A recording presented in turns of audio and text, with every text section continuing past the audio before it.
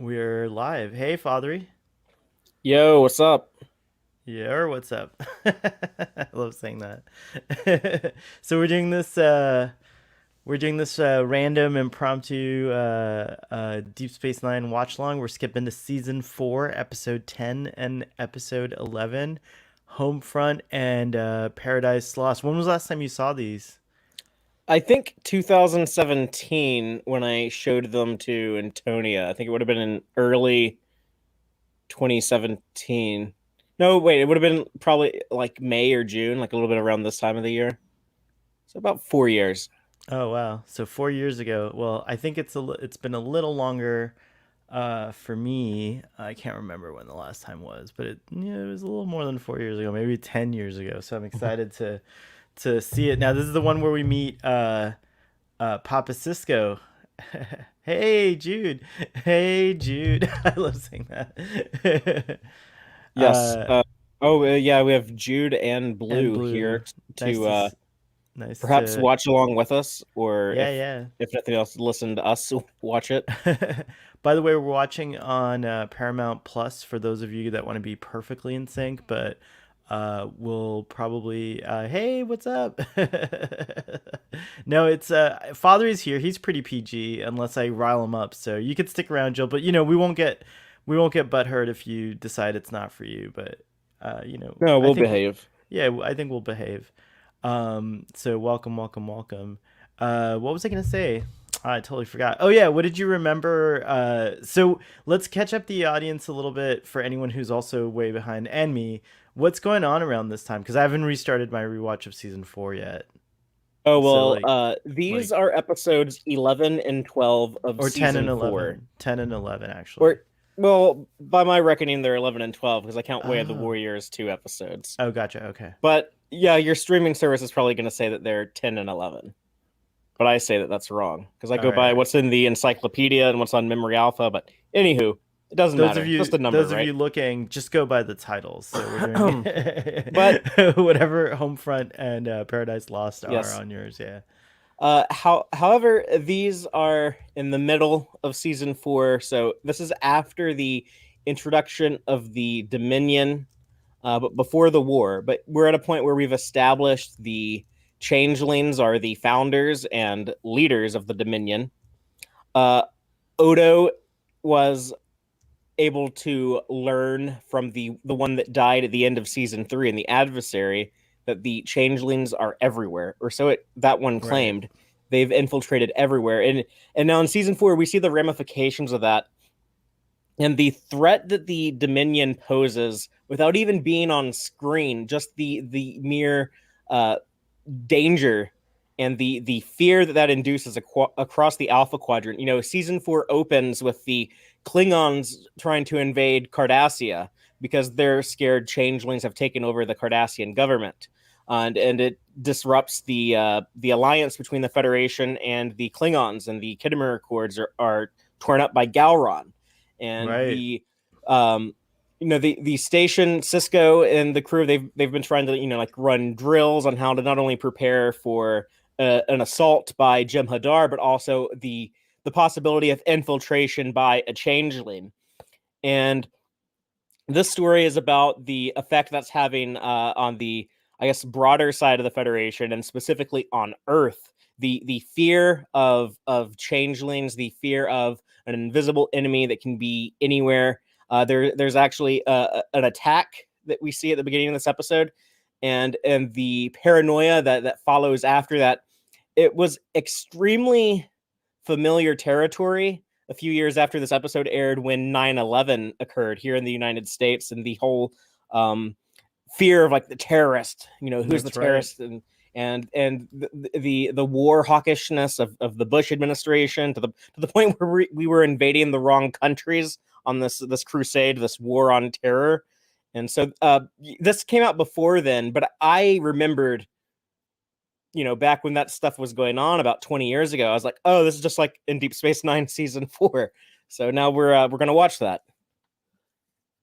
That's a great lead in. By the way, you got this is a great recap. It is very cool, Fathery. Yes, we are going to watch it. So I'm all synced up on Paramount Plus. Are you ready to go, Fathery? Yeah, I'm ready to rock and roll. All Tell me right. when. Let's count down from 5, 4, 3, 2, 1, go. Oh, I'm a little behind. Go. All right, whatever. We're relatively there. Dax, that's the seventh time in the last 2 hours. Are we around the same? Yeah. All right, cool.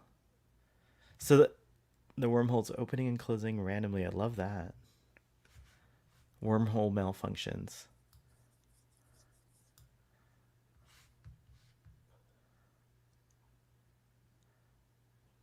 Cisco looks so good in this season.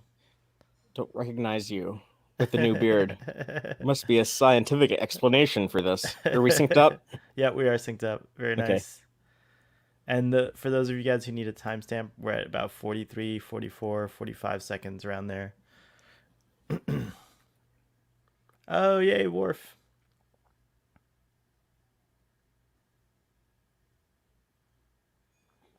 How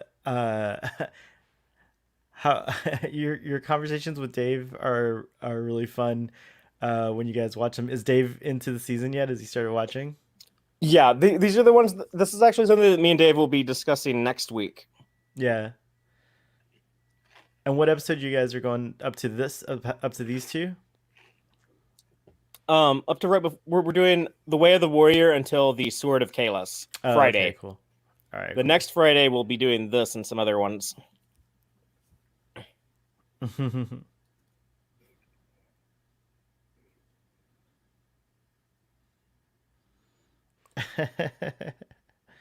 She does this as a joke. That's hilarious.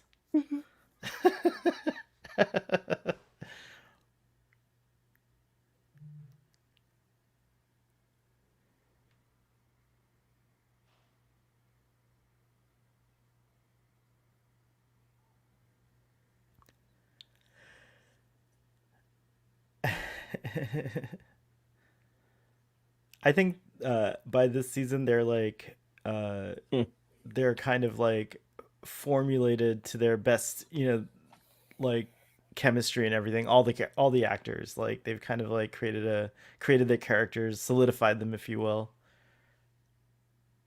It's just Yeah, delightful to watch them. there's so many of the character centric moments like this in Deep Space Nine. They always feel so organic because these characters are so rich. You understand what they would act like. Yeah, here they're discussing the attack on Earth. President Jarish Inyo, he looks like a cow. We'll see him later. That's right.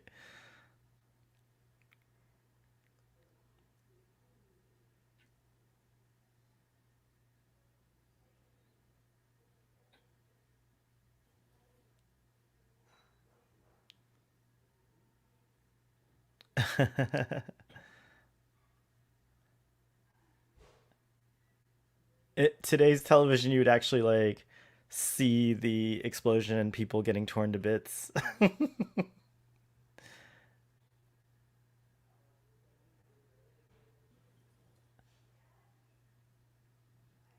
I thought they were gonna zoom in on the Romulan.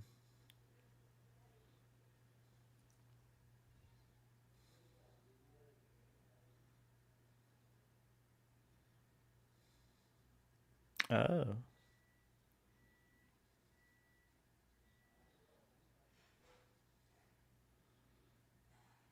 I wonder if Dave will end up thinking Ben and Joseph Sisko are lovers.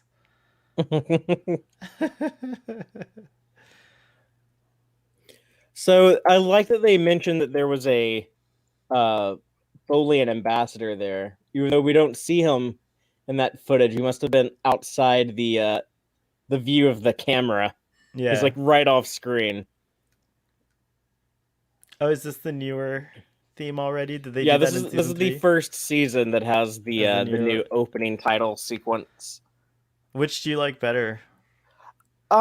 Dave asked me the same thing, and I think that I might actually cut this out of our podcast because it was super long. I need to trim some fat off of it. But to answer your question, I like the simpler version for the first 3 seasons because it does kind of feel smaller, and then when you get to this version that has the busier station and the faster tempo and more instruments in the orchestra, it sounds like it's a lot more grand, and I think that's very fitting for when the show hits its stride, Right, like it was in season appropriate for 4. them to update Right. the So I, I, theme. I think they actually work very well in tandem. Yeah. I Um, like it. It has like a nice little backbeat. You know, Look at it's these like dun dudes dun dun welding on the dun dun. pylon. I I know, always it's thought they really were cool. pretty cool. Yeah. Where are the dot sevens, Fatheree? They don't exist because this show doesn't have dumb shit like that. Do you think they were all destroyed at some point? Like, Captain Kirk's first day on the Enterprise. He's like, he's all gonna right, get. Mr. Spock, let's get 3 things straight. 1, no ready room, because I'm always ready. 2, no dot sevens, because I hate those stupid little robots. And 3, let's stop using force fields. I don't think they're that safe.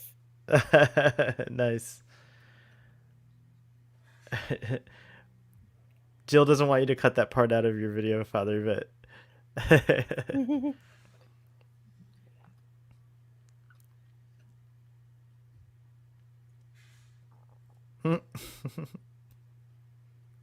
I like the weird shapes in his quarters that he uses to like, you Yeah. know, exercise or shapeshift or whatever. You just like use them in shapeshifter ways, which is neat.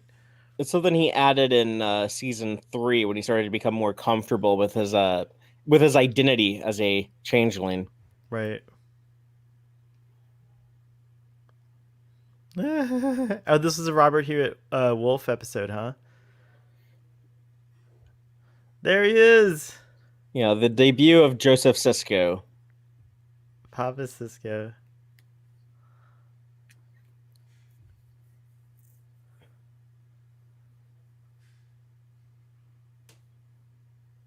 Oh, I forgot he had a sister. Yeah, they mentioned his sister in Portland previously. Oh, okay. Do we ever meet Judith? No. Oh, okay. Stroking my beard here with some ideas.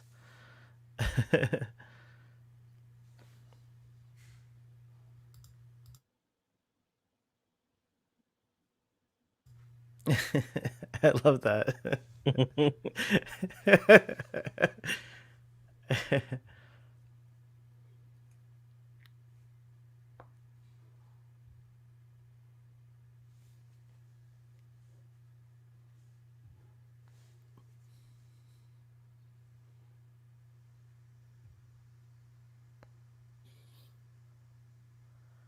Oh, he had a heart replacement?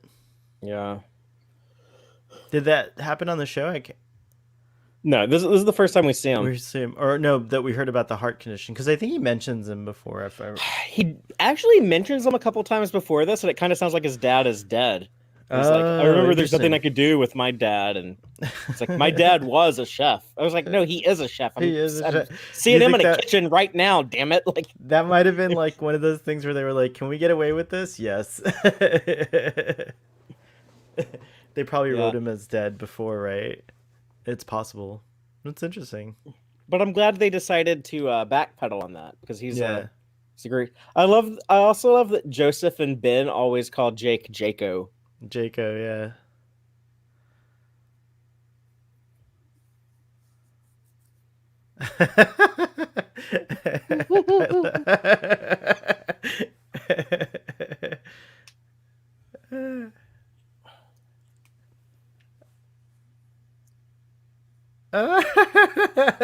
Like, I love how upset Jake is. That's so fun.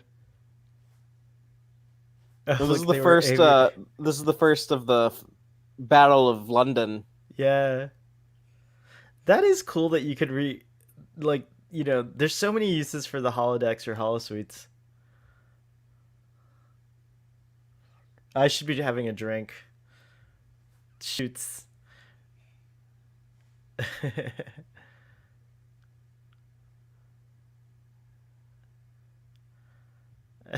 O'Brien with his Cockney accent. That's like quite a chug there, O'Brien. Boom. It's Irish. Yeah, that's true. I have some mugs like that actually. I see those kind of mugs in at Oktoberfest They're sometimes. very common. They're actually English originally. They have those dimples so that your fingers only hold like the edges of the dimples and actually have less contact with the glass, and your hand does not warm the drink as quickly. Hmm. They used to be extremely common in pubs, but now it's really popular for different beers. The breweries come up with like their own glasses that they say Yeah. are like scientifically configured to be the perfect shape for their beer. Sounds like a bunch of hooey to me. There is some science to like the shape of the glass, but yeah, I think it's more of a style over science type of thing. Right now, I'm drinking some cold brew coffee. Oh, nice. I'm I just I'm had a I'm cup cutting of out the tea. beer until Star Trek Las Vegas. I'm trying to fit in That's my smart. uniform. That's smart. Beer's got a lot of calories.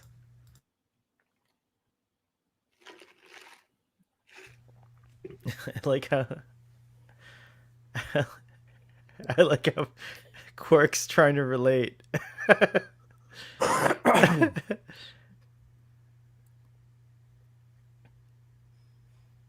Oh, humans, What was he humans. telling them? He I was was talking about some. distracted. I was a little distracted too, but he was telling me something about like how something about the stock market crashing or something with Oh, currency or something like that, and how uh, horrible he felt. And they're just like, that doesn't really make us feel better.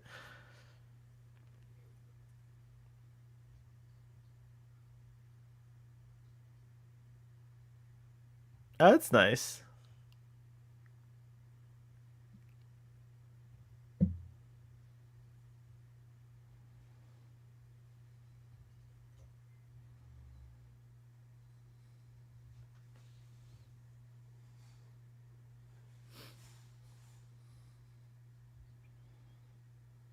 see, this is how a lot of the Muslim community felt after 9/11. Yeah,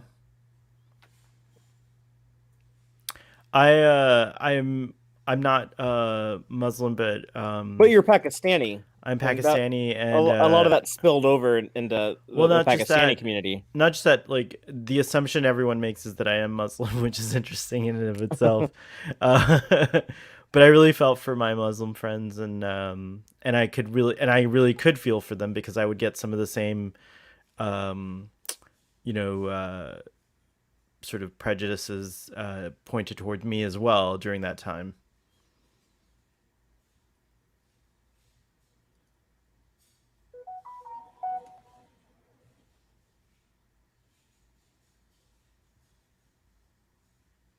Our gods are dead.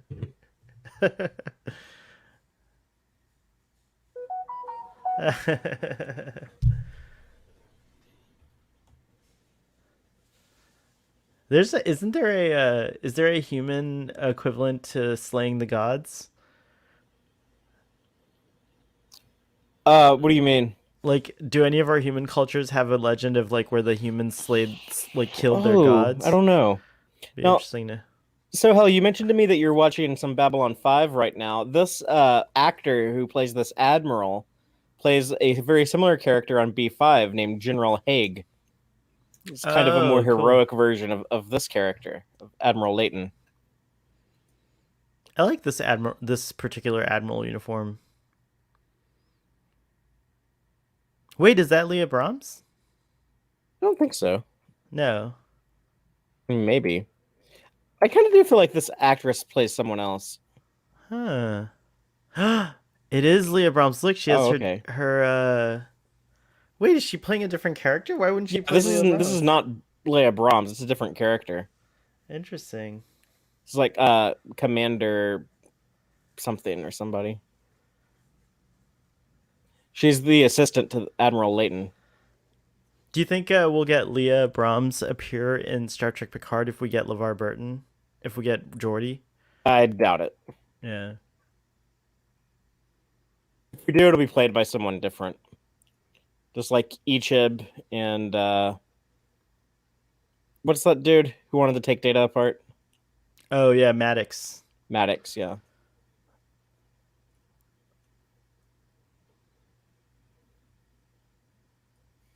Did you ever hear of any reason why they did that? Was there anything?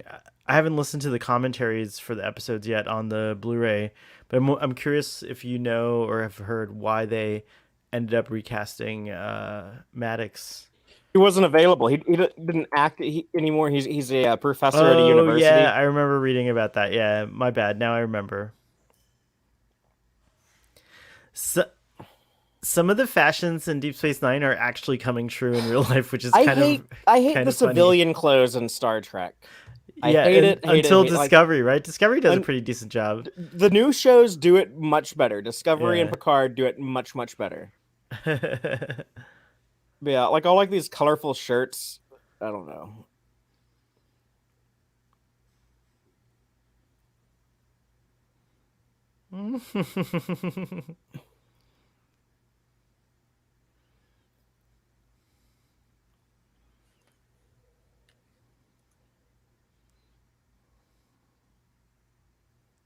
Oh, that's cute. I wish I knew my Yeah. grandpa's. I was If too I had young. if I had kids or grandkids, I'd tell them bullshit like that. Like I wrestle the alligator back up to the ceiling every morning. Yeah, Jean Luc always wore some pretty cool Yeah. fashions. Jill, have you waited tables before?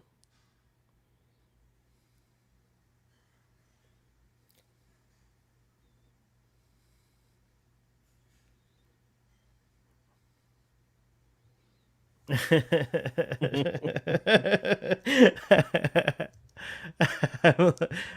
think I'm a little suspicious of anyone who doesn't eat either.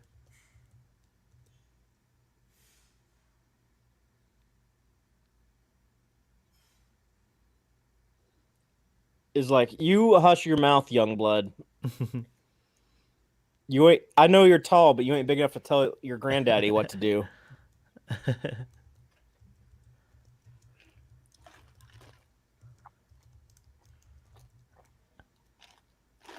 By the way, if does anyone recognize in the audience who we haven't mentioned him yet? Who Grandpa Cisco is? No, He's the not. actor He's is Brock yeah. Peters, I was but gonna. Well, I was gonna let the audience get well, find. they can tell us who he also Oh played yeah, in who he Star also Trek. played. Yeah, it's true.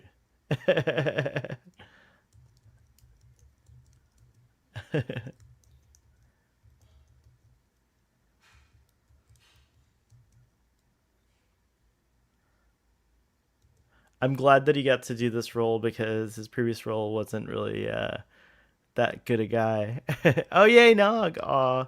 You know, it is sad watching and seeing Aaron Eisenberg and Rene Auberjonois. Yeah, for me, I wouldn't say sad. For me personally, it's bittersweet because I enjoy their performances, and I actually like I watch them more intently now, knowing that they are gone. But Mm-hmm. in a way, like it kind of helps me celebrate the greatness of the work they did. Agreed. But yeah, I also understand like the tragedy of losing them, and kind of selfishly as a Star Trek fan, knowing that I'll never see these characters again. I might see Jake show up again someday, but yeah, we'll never have more of Aaron Eisenberg's Nog. Mm-hmm.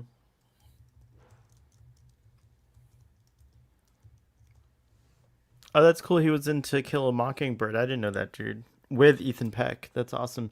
Oh, Blue got it. It's Admiral Cartwright, correct? Right? Yes, from Star Trek 4 and Star Trek 6. Mm-hmm.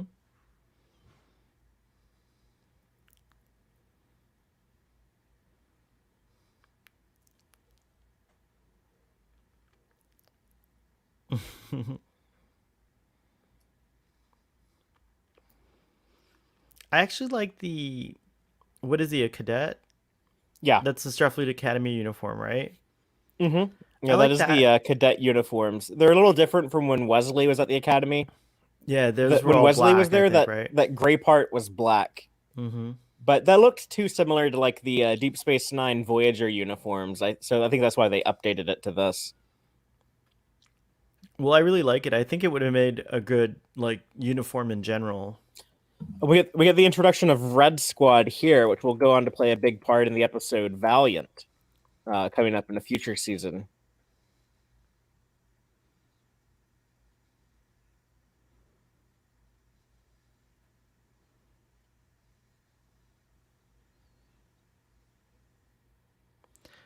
Oh, that's cool, Jill. What you did sounds awesome. Ah, the president, the cow guy. Let me have a little bit of grass here, and then we'll get started with our meeting.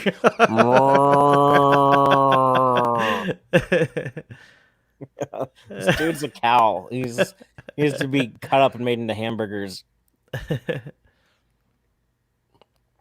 It is cool to see another alien president of the Federation, though.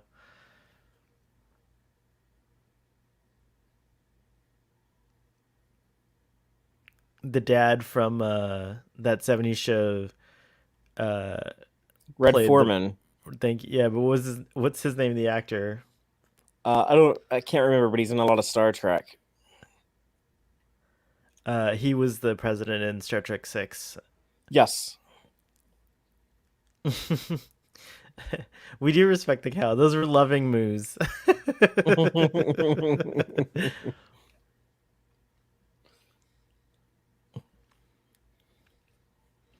Whoa, he has a handle under his chin connecting to his That's like a second little stomach. beard. Yeah, like a beard thing. Maybe it connects to his second stomach. Oh, that was a good demonstration.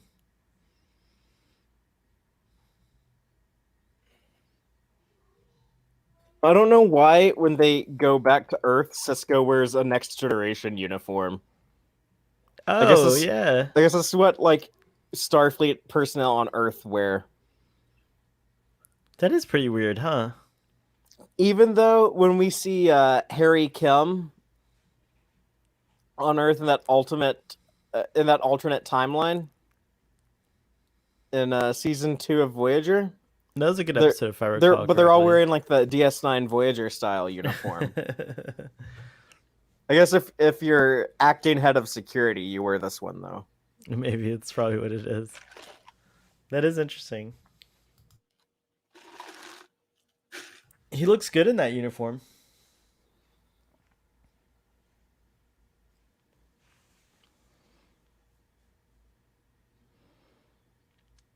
Look, there's a little bit of the Kelpian design going on. See how he has those nostrils on the side and like.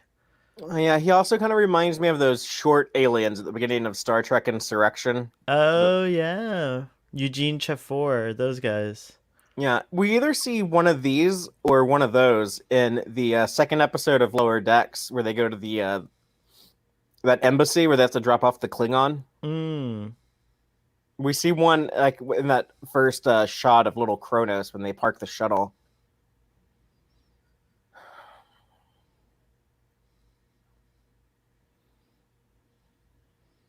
Ow! Oh wow. And saw these phaser sweepers in every room.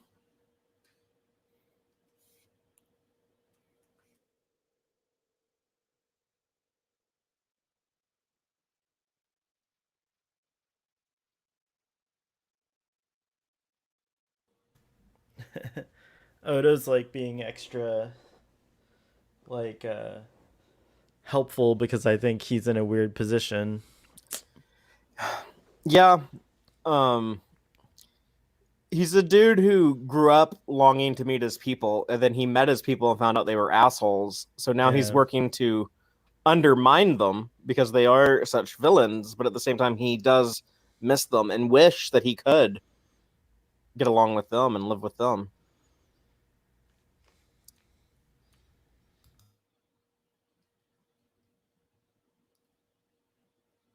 I wonder do you know they haven't really continued that story. Do you I can't remember. Was it that they completely eradicate the do they completely eradicate the no, he goes back and he eventually joins them. That's right. Never mind. I Yeah, totally that's forgot. the Yeah, end. that's The end of the the show. ending. Yeah, Odo rejoins his people. that's right. I actually remember that. It was a good scene with Kira saying Yeah, goodbye. But after, so I guess what I meant to say is like, do we get any follow up about them in any other and Star on-screen Trek Star Trek? Online. We Yeah, do. Okay. they actually bring back Renee to voice some stuff in Star Trek Online, which is why I always tell people to play that game. It is very much like a continuation of the Berman era Trek. They bring in so many of the actors to play their characters again. That's cool. I wish I could play it Aaron on my Eisenberg, in Mac. fact, Aaron Eisenberg actually voices some Captain Nog stuff in Oh, that cool. game. So both these dudes got to continue their work through Star Trek Online. And so does Captain Esri, right? She's in it too. There's just like a ton of Um, I'm or not the Aventine is, I sure. think, or whatever. But do you know in the Yeah, books or the comics, like, do they continue? Like, do you know what the continuation of the story is, or do you mind spoiling it a little and sharing it? I mean, like the books do their own thing. The game did its own thing. They're all a little different. I wonder if by the 32nd century changelings have joined the Federation. It'd be cool to see a changeling Yeah. on Star Trek. You know what I've always speculated about though is that what if like the Borg assimilated the changelings? Oh, that'd be wild.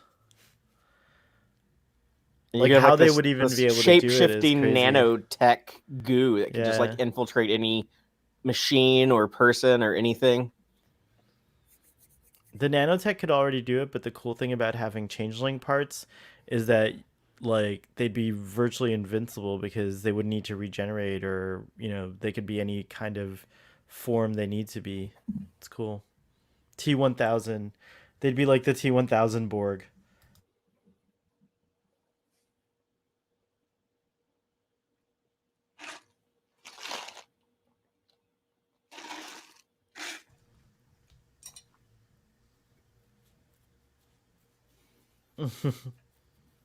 He doesn't like to leave.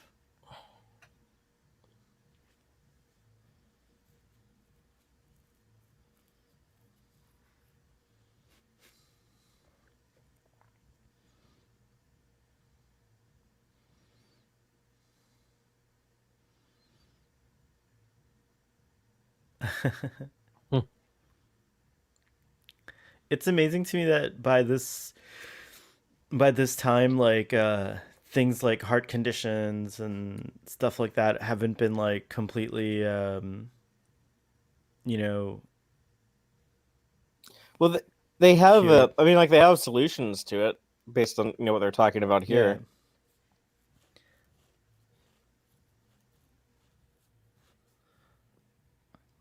Now, Cons- so Hal, do you know the difference between Cajun food and Creole food? I don't actually Mm. think I do. Well, I guess is Creole food from. No, I don't know. Will you tell me?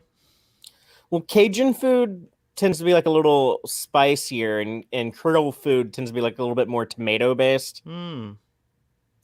Like when I make jambalaya, I make it like a little bit more Creole style because I use some tomato stuff in there.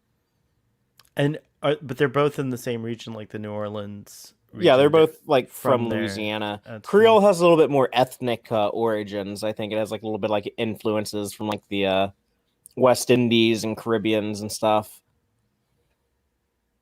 Interesting. Well, I've had both Cajun and Creole food, and they're delicious. We get a lot of it here in South Florida. Like, are you guys? Is it crawdad season? Do you guys do crawdads? Yeah, Crawfish. yeah, I love Oh, did you hear the Brent Spiner episode of Investigates Gates I McFadden's haven't listened to podcast? Investigates. Oh, you gotta. It's delightful. It's a gem. Like it's really cool. The Will Wheaton is a two-parter, and it's really it gets really intense at times. I didn't know a lot of things about Will Wheaton. Oh, does he go in like all of his family drama and stuff? Yeah, yeah. Yeah, Like he talks I'd about be that. keen to check that out. It shed a lot of light on some of his struggles, and why he might be sensitive to a lot of things. And then of course there was the LeVar Burton who opened it, and ooh, oh, interesting. I knew it though. I remembered that much.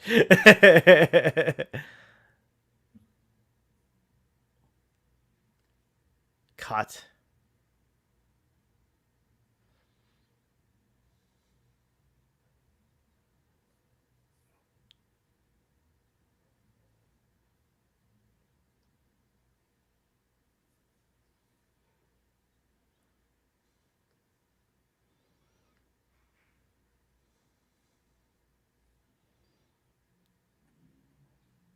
I like the lighting in this scene and the toning.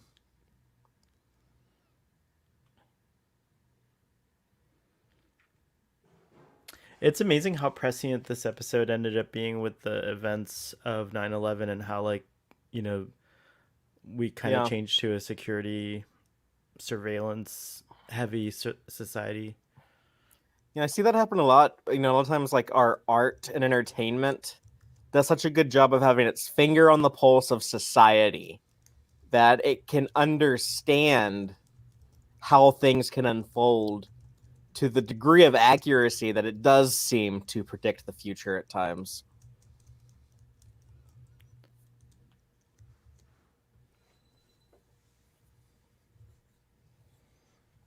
This show does that a lot, if I recall, says Blue.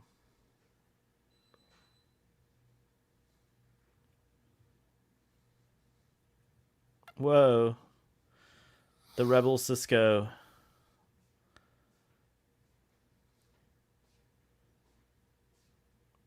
Yeah, he wouldn't consent to a blood test.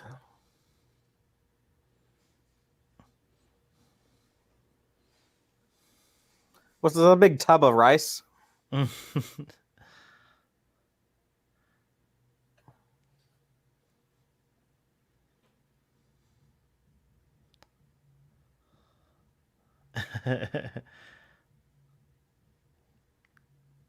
Oh. Is that rice? That is the rice, I think.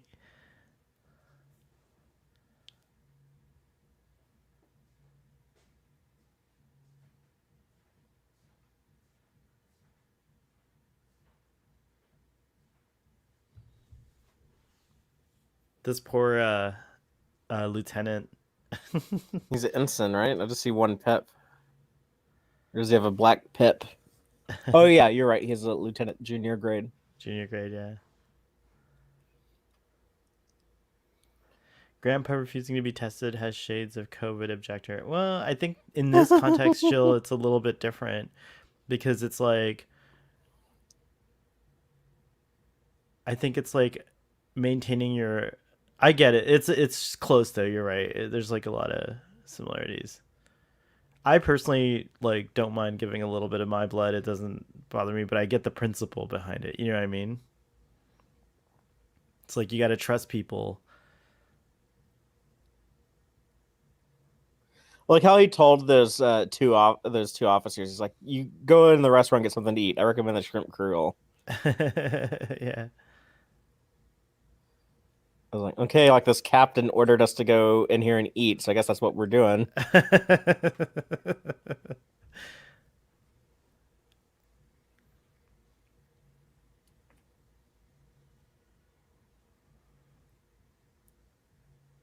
He's right. Dad is right.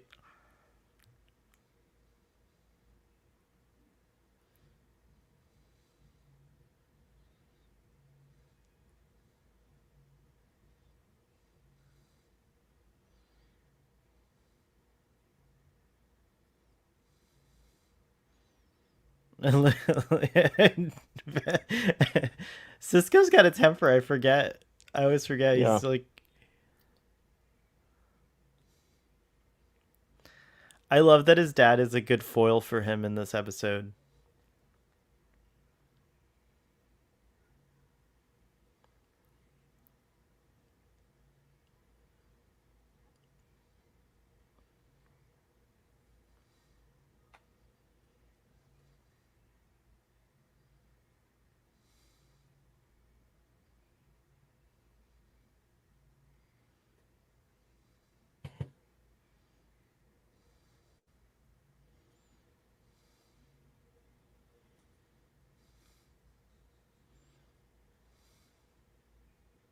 Oops.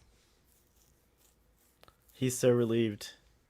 Probably. yeah, but like, watch this exchange here when Cisco goes to look at the blood, and then his dad feels so betrayed. Yeah.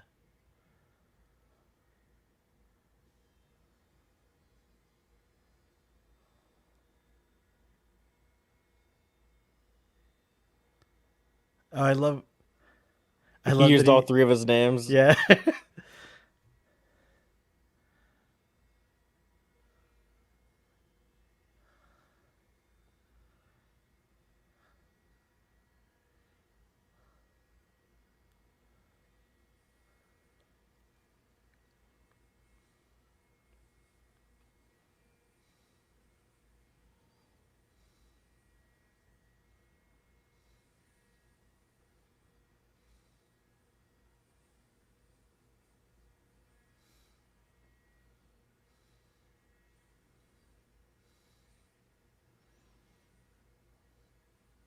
This is freaking great. This is like such excellent commentary. Oh no. Oh. What a speech. I forgot about that. That was great. Now, he says that a smart shapeshifter would just take someone else's blood and let it out on cue. This season opens with the introduction of General Martok, who we later find out is a changeling, but he does cut his hand with a duck tag in Way of the Warrior and show that he has blood. So I assume that's how that changeling Did it. did that. Yeah, that was the trick. So all these blood tests that they've been doing actually like don't really prove anything. Anything.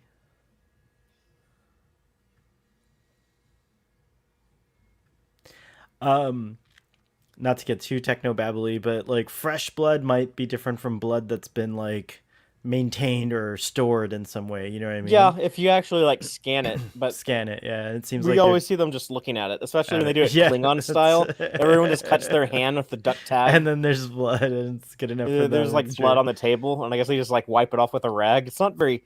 Actually, as a kid, that bothered me so hell because I think in the '90s there was like this idea they needed to course correct from the '80s, and there was a while when they made like AIDS awareness like a big thing in school. Like when I was in school, they were talking about like the dangers of like getting your blood on each other and stuff. And like I remember that making me like uncomfortable when I saw like people like cutting their hand with like the same Oh knife. yeah. I was Oh like, yeah. you can spread AIDS doing that. If it's if the right conditions exist, you actually can. It just depends. It doesn't. Fortunately, HIV doesn't really do well outside of the body. Yeah, spread HIV. I should say, but Yeah, I know not what you not meant. AIDS. So You were I, reverting to your kid self. When we were kids, we yeah. used to say, "No, you're gonna get AIDS." It was like a traumatic thing. I remember that too. I love Picard, but Cisco has a pretty awesome edge to him that's quite entertaining. I agree. Yeah, Cisco is my top captain, although Anson Mounts Pike could potentially take the top captain spot Take talk from cap. Cisco and Yeah. my. I mean, like it's going to be a close race between the two of them. I feel.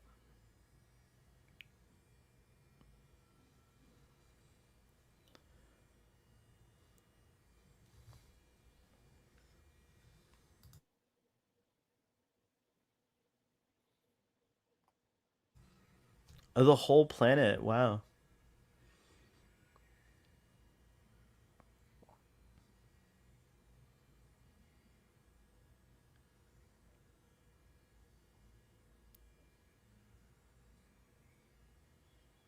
I love William Shatner's pronunciation. I shouldn't say mispronunciation, but his pronunciation of sabotage so much that I wish Star Trek just did it as a fun thing where everyone just says sabotage. That's the Kirk thing. The backgrounds This in is this. kind of what happened to us in Texas during the snowpocalypse when like Oh all of our yeah, power went down. the backgrounds I meant to point out, even in this like kind of like standard definition, look pretty cool. Like earlier, you had the Bay Bridge. What was the last 100 years ago? What would have been the state of emergency? It would have been the probe, right? No, it would have been before. It would have been in the would have been like around the time of the motion. Yeah, maybe it was like the motion picture. Maybe No, but then the probe surely was a state of emergency, But wasn't that it? wouldn't have been 100 years ago. That would have been like 90 90. years ago. He could be rounding, but you're right. Within 10 years, they had these like huge Earth level uh, crises.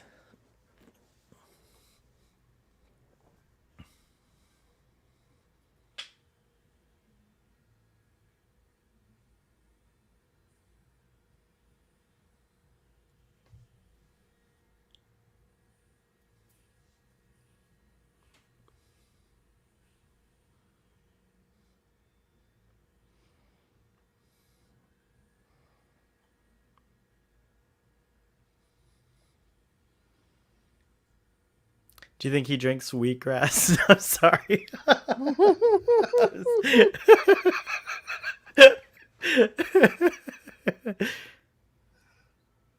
I think when he was a little kid, he probably like drank milk out of his mom's udders. Oh my god. I have back pain and that made my back hurt, but it was worth it.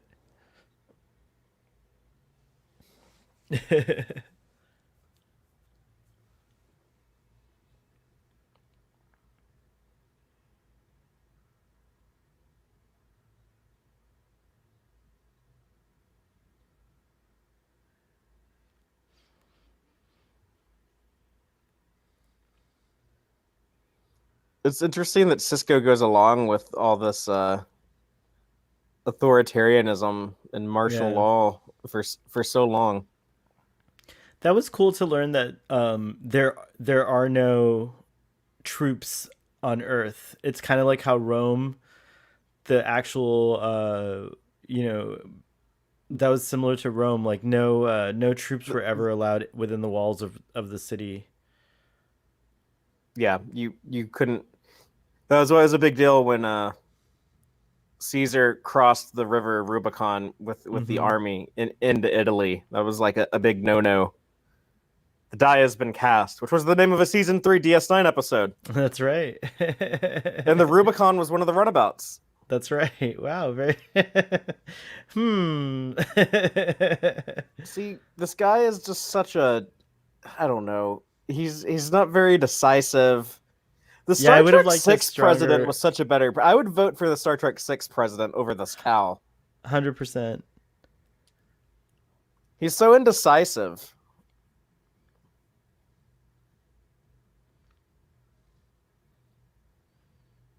Oof. This is so loaded after actual history occurred before our lives.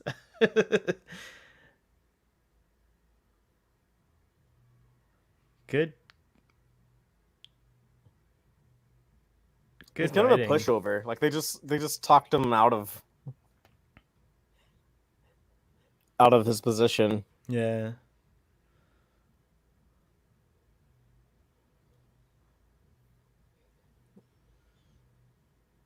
I thought it would have been cool if the presidential seat traveled from planet to planet. Kind of like what they do in like what they suggest is done in Star Wars with the New Republic.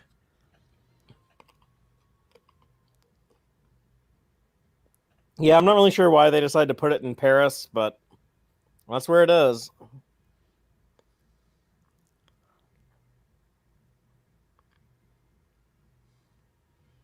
I love that Jake Sisko has his grandfather's perspective here, and he seems to carry that with him. There's like a, it's cool. It's very cool. Very good. That went by so fast. Now we're Yeah. gonna queue up for episode 2. I need just a quick break. Can you make it show for a second, Father? And then Sure, I'll make it show sure. for you if you need to go to the bathroom. Are we gonna sync with the beginning of the recap? Yeah, I like to do it just because it's too. Then becomes too complicated for Okay. folks. Yeah, so start So at 0:00 on exactly, the next episode, which is called Paradise Lost. Paradise Lost. And depending where you're watching it, it's either episode 11 or episode 12. So Yeah, it's gonna be episode 11 on most streaming on services. most streaming But services. All right, it's I'll be right back. Thank you okay. for Yeah, making it yeah. show. You go. I'll make it show.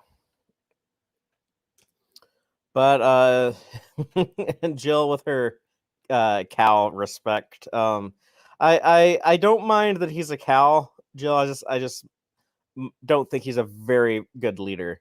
I'm sure there are plenty of Cals that would be much bolder, much more Cals of action that would actually get things done and step up to the challenges of leadership. But this ain't that Cal. This guy just wants to go eat grass in a field somewhere, which is fine. I mean, I grew up around a lot of cows actually.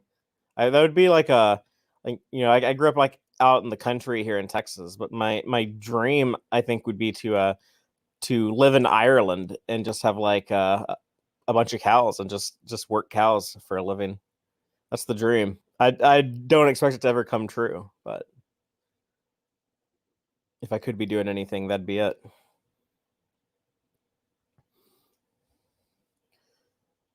But yeah, I'm curious what other people think of these two episodes. I think this is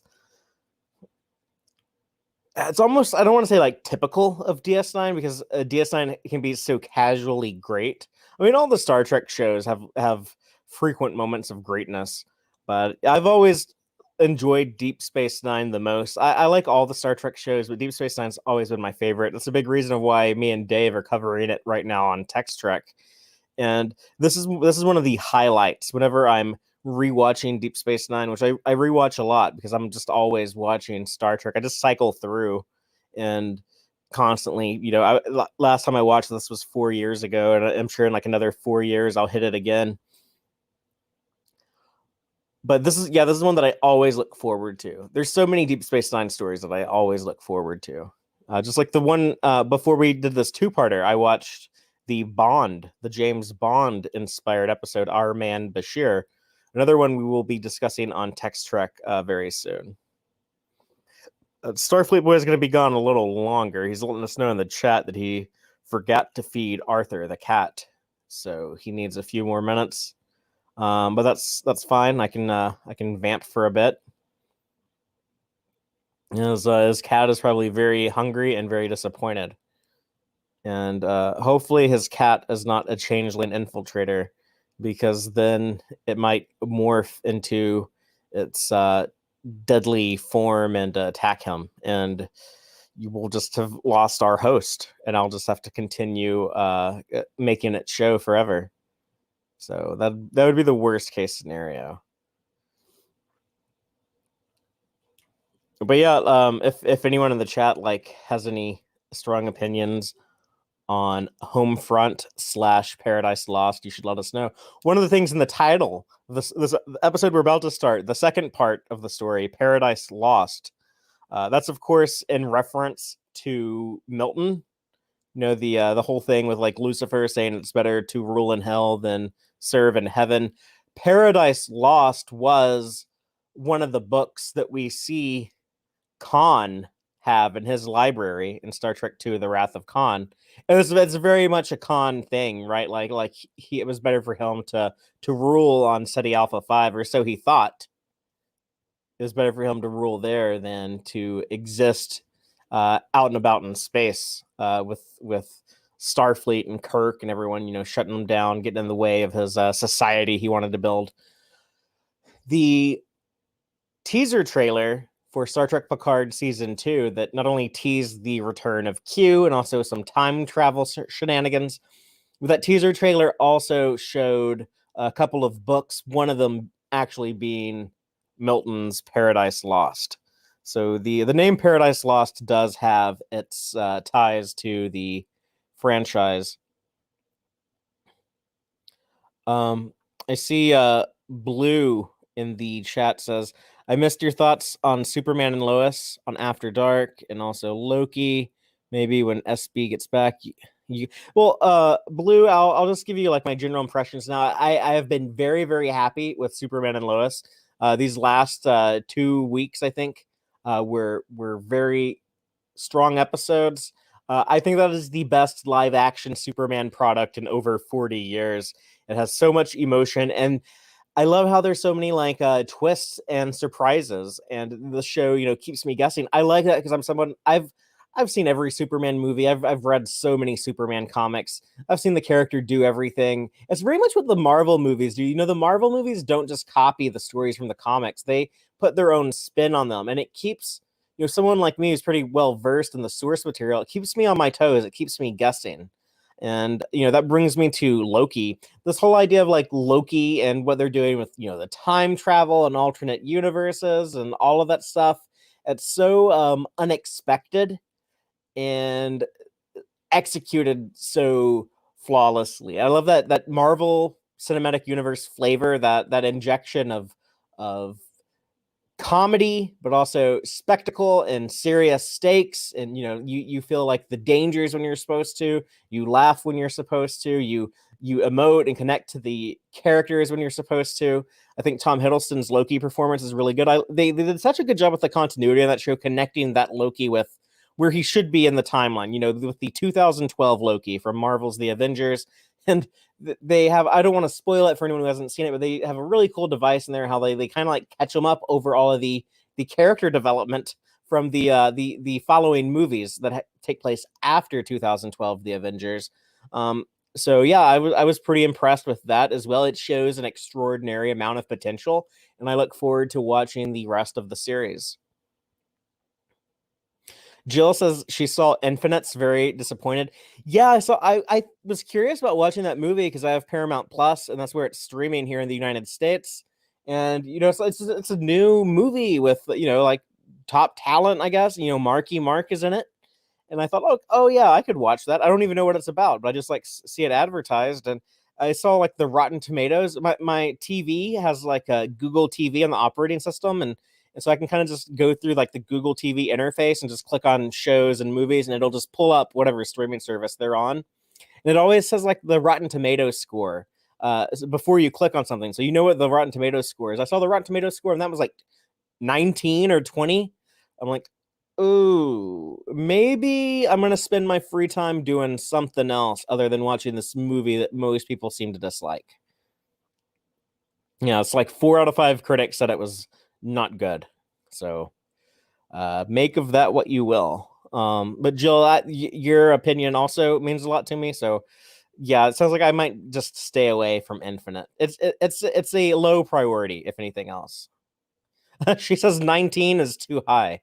Wow. Okay.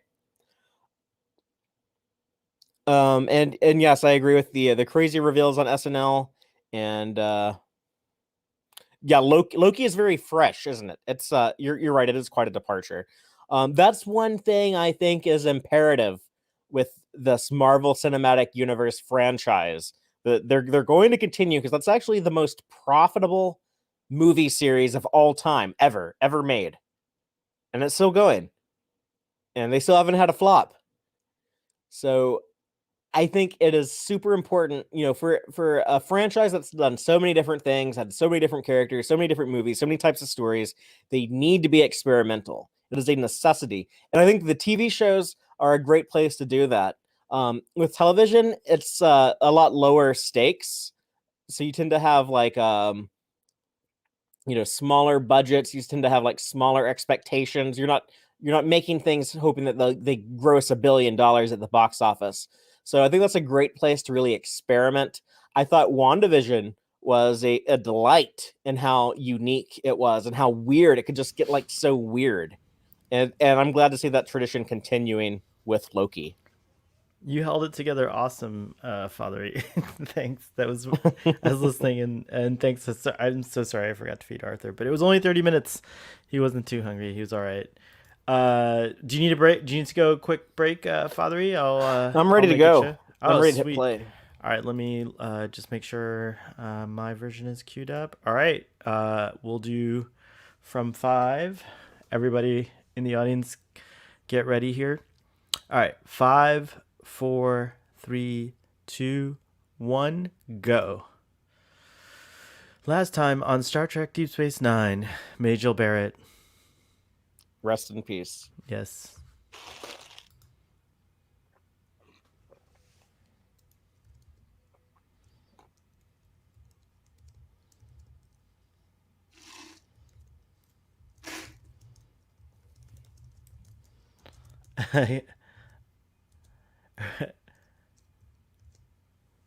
He's kind of got that heroic stoic style to him. That actor that you're saying Yeah. he was on Bab So 5 as well. yeah, he was supposed to show up in Babylon 5 season 3 around the same time they were shooting these episodes in DS9 Mm. season 4, except his agent made a boo-boo and double booked him.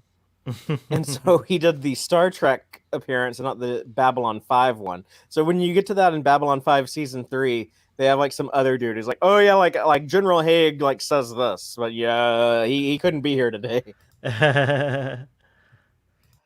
cuz he's off on the Better Space Station show.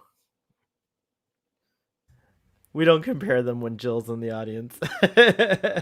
No, I love them both. I love them both. Just Deep Space Nine is the winner of the two in my book, but they're both very good. I saw you were talking about Superman and Lois and Loki, Mm-hmm. and Jill just followed up and said the character who plays the villain in SNL totally freaks me out. Offline, I want to ask you, since we don't want to give any spoilers, a few questions about Morgan Edge Fatheree.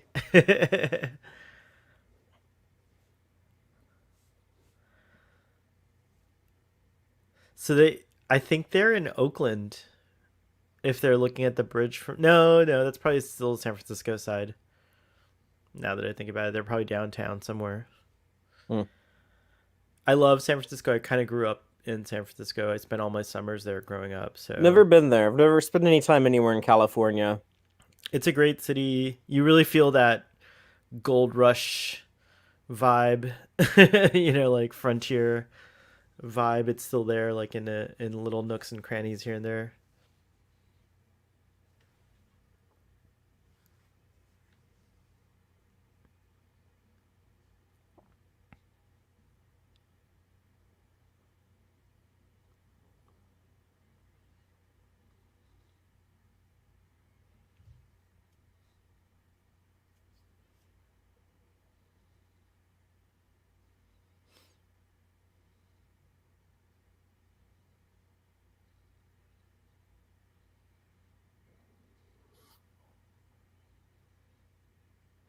Oh, that's crazy, Jill. Yeah, the hills in San Francisco are quite steep. Some of them, so steep that one of them had to be made into a winding street known as the crookedest street in the world, Hmm. Lombard or Lombard Street. I have family. They used to live all across the city, Jill. They've since moved out into the East Bay, so like Concord and Antioch, all the way down to Oakley, even. But I think I still have a couple relatives that live in the city. And one of my favorite places in the city, and a dream place to live. My aunt had a home in St. Francis Wood, I think it's called. It was really pretty. It's like one of the first planned neighborhoods in the country, and everything's just so sculpted and lovely, and like it's a neat neighborhood.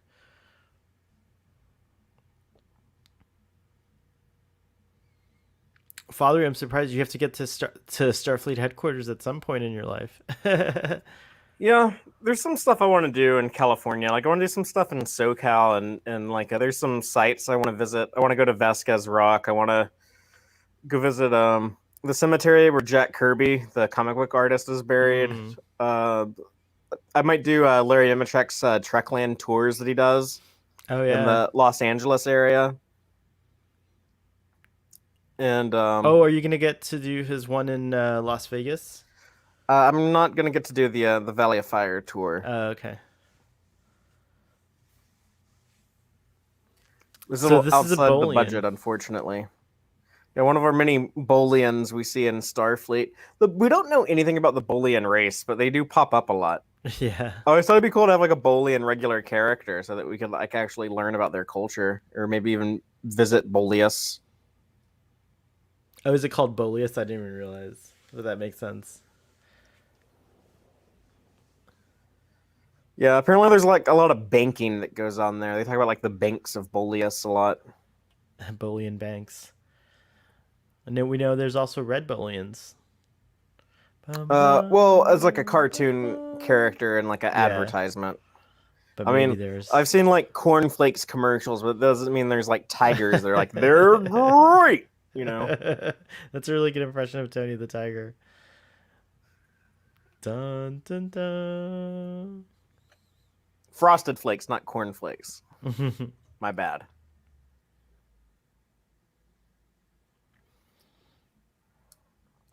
Whoosh.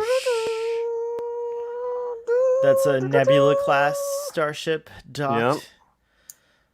It's cool that gives you an idea of the scale of the station because we've seen Galaxy class ships dock there too, and they're Yeah. huge ships. Well, the windows are typically what give you a sense of scale on ships and stations and stuff. Unless you're like the Kelvin movie Enterprise that has like windows that must be like gigantic. That must be like 10 stories tall.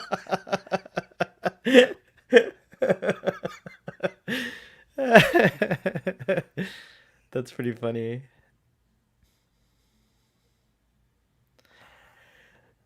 I mean, scale is always bended when you need to, but at least they tried a little harder back in the There's some day. major scale discrepancies. I can't say that word, but yeah, this episode with the Defiant and an Excelsior class starship, the Oh, Dakota. really? Yeah, like a lot of stuff there doesn't really add up. The Defiant is almost as bad as the Bird of Prey, as trying to figure out the exact size of it. It does seem to Mm. be a little inconsistent.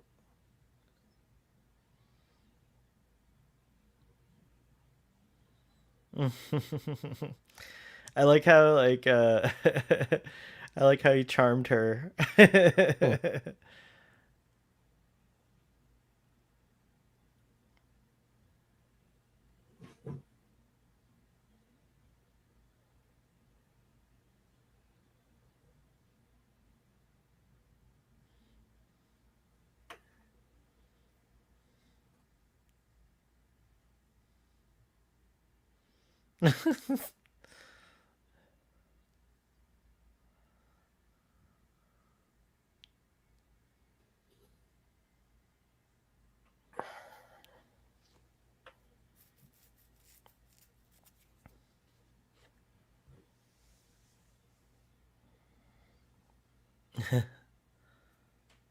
That's nice that he's got them for Nog. Yeah.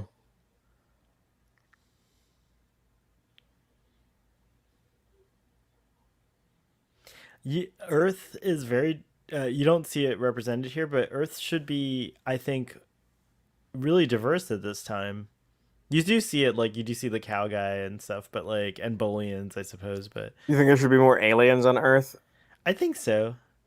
I like that about Discovery that even though the Earthlings, became isolationists, they're still Earthlings are varied in their species Oh by yeah, that yeah. There point, were which was some nice. non-humans living on Non-human, Earth. yeah, living on Earth. So I like how that happened.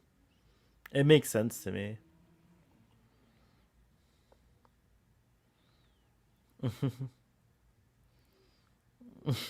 Big ears can hear everything.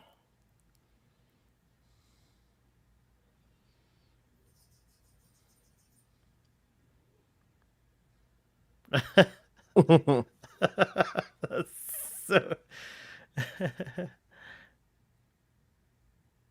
That was great.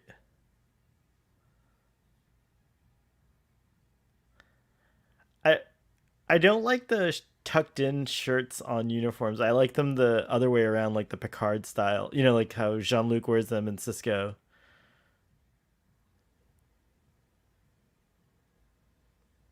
He did the Picard maneuver right there. Did you see Yeah, he that? totally did. I saw that.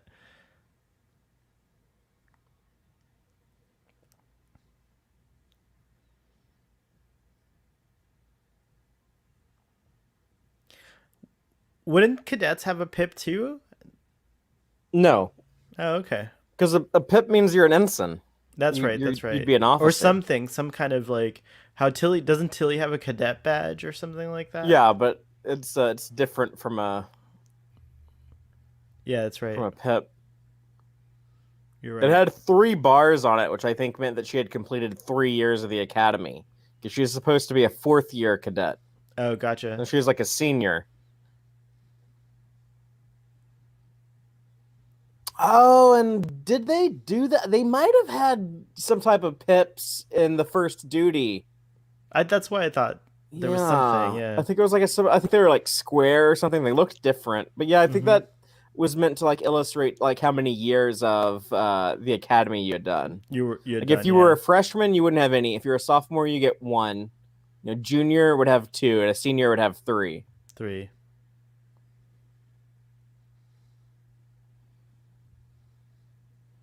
Cisco Cisco totally plays this kid.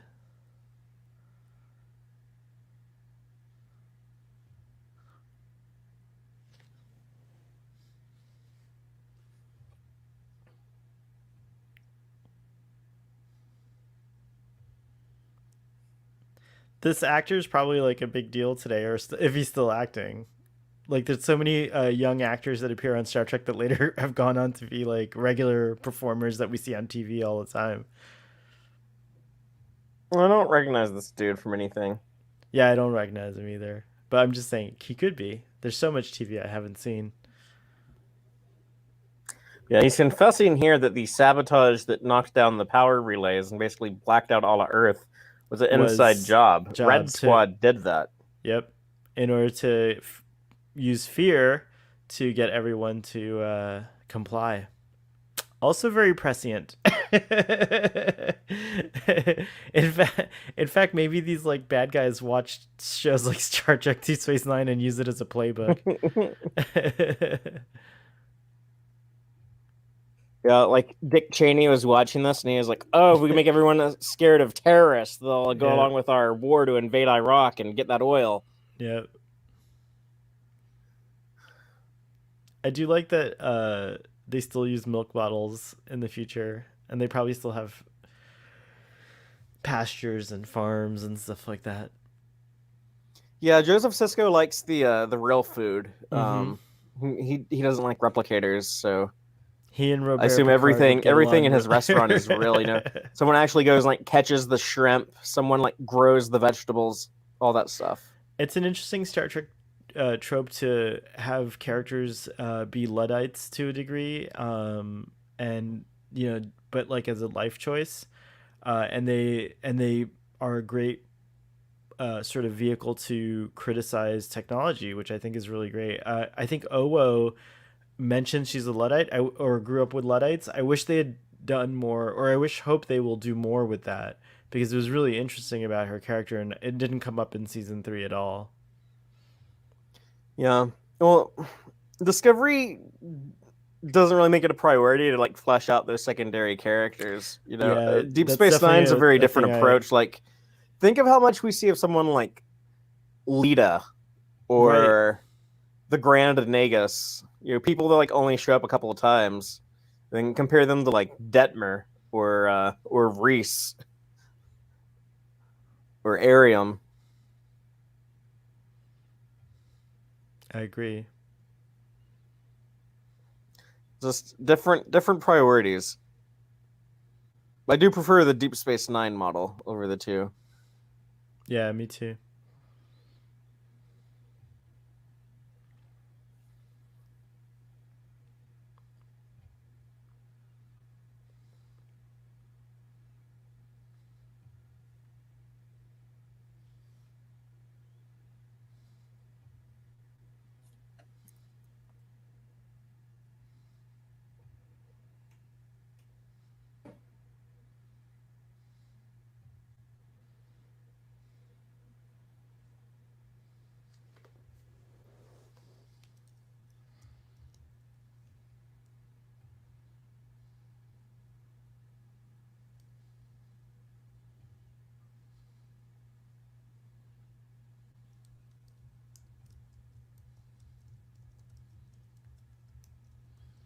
So we get another Badmiral to add to the collection. Yes, yeah, Leighton is a Badmiral.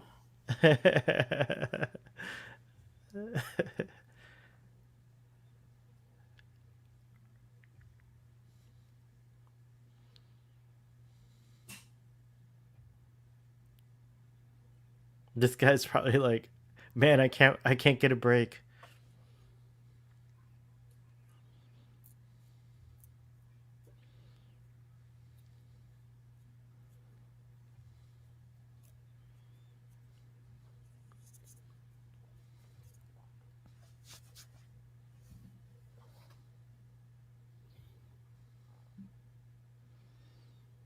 Avery Brooks, when he gets passionate, I just love the way he like enunciates words and stuff. He also has a unique way of acting or voice performance, like William Shatner does, Yeah. and so does Kate Mulgrew. Actually, it's interesting.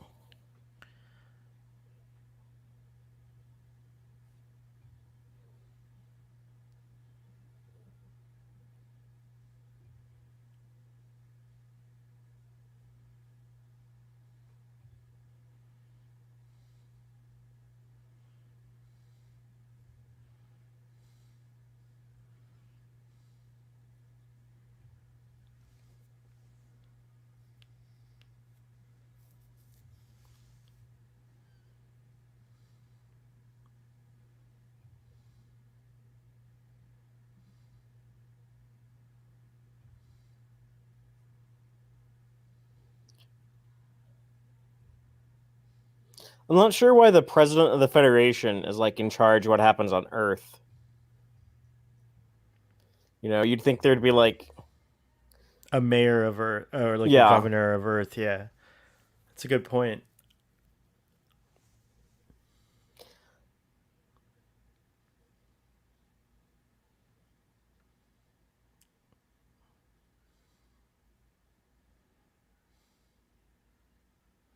Mm.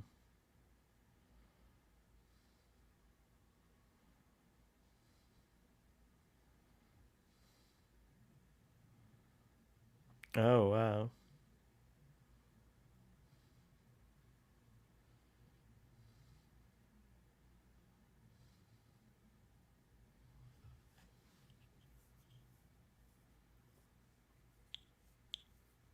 Listening.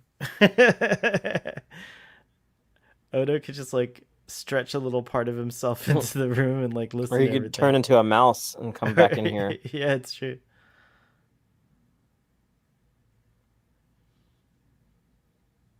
I can't wait till Jurg on Twitter who does all the Star Trek analyses, like everything from like props to like, you know, plot devices and things like that. And mostly he concentrates on like the I think he concentrates on like props and displays and stuff.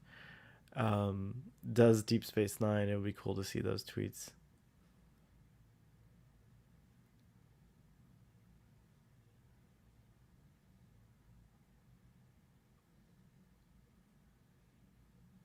I like these hot sauce bottles. They look so like real life, modern day. Yeah.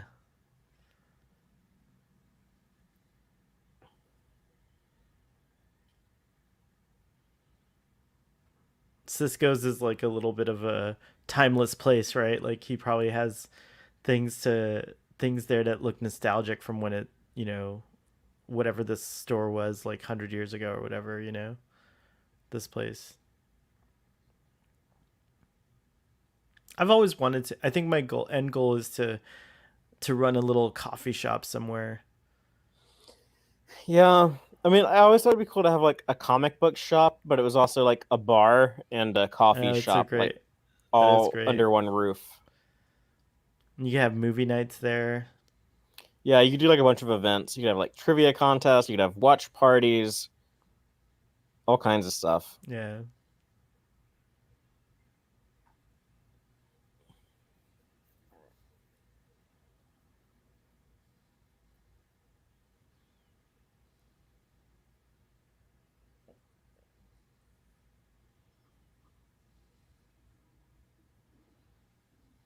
Hmm.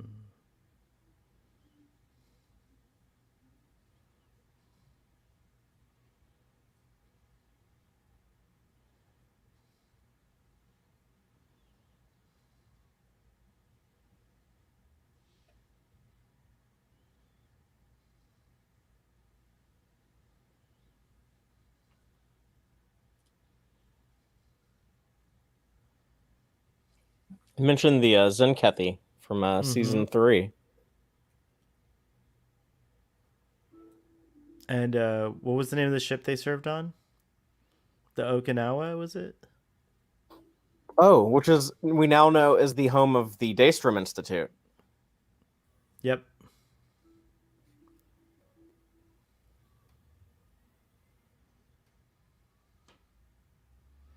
He's only a 3 pip admiral, or badmiral, I should say. I think 5 is the maximum, right? Five pip admirals. Oh Like yeah, what what clan? is it? You have Commodore, Rear Admiral, Vice Admiral, Admiral, Fleet Admiral. So that's Fleet 5. admiral. And And then then there's something like called a Fleet Captain, whatever the hell that is, that Pike was. I wish they just said Commodore in the menagerie, but it made that a lot easier to explain.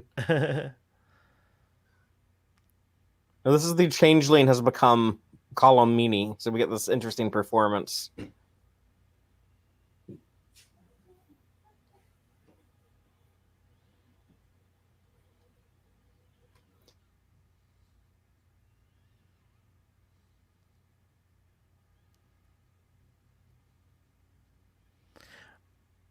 I forget why O'Brien has a different rank thing on the chief rank there. That's interesting. Yeah, that's what they used to represent his rank from season 4 onward. But yeah, Chief Petty Officer.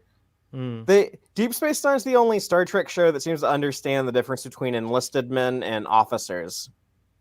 So they do that with in the episode Starship Down, which was a little bit before this. One of the ones me and Dave and I will be discussing on Friday. They have crewmen Muniz and Stevens. Yeah, Deep Space Nine does a really good job. Oh, in the episode Hippocratic Oath, which we'll also be discussing, like the Jim Hadar basically explain Mm. it. They're like, this is a non-commissioned officer. All the other shows just seem to think that like everyone just starts as an ensign, and they always ignore that there would actually probably be a bunch of non non enlisted people, or I'm sorry, a lot of enlisted people on board the ship. Mm-hmm. So there's only 4 changelings on Earth apparently. Yeah, this is all, or so they say. Who knows if they're telling the Yeah, truth? yeah, it's true. He's like, what if I told you it's true? That's cool. I get confused with those distinctions, so I'm glad you brought that up and re-explained it.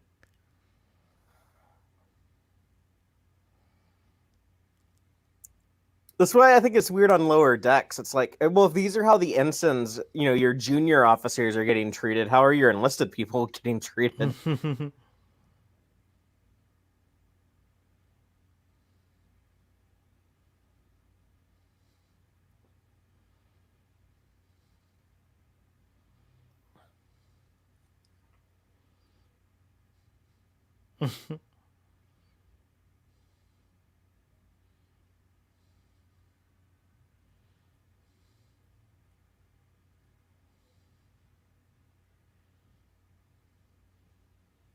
Aw.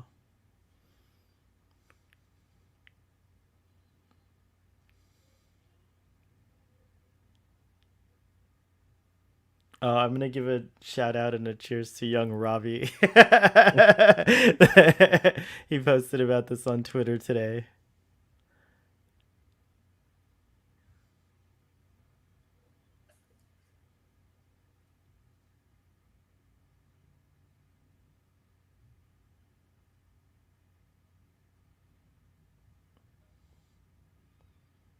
Now he changes into a.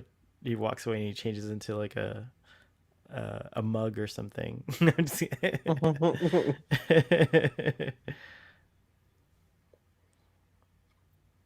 I wonder if Papa Cisco lives like right upstairs or something. That's like a common thing in downtown areas that are Yeah, older. it kind of. I mean, like, he had like his pajama. Well, who knows with these stupid ass civilian clothes? But yeah, it kind of looked like he had like his PJs on and was going up to bed. Yeah.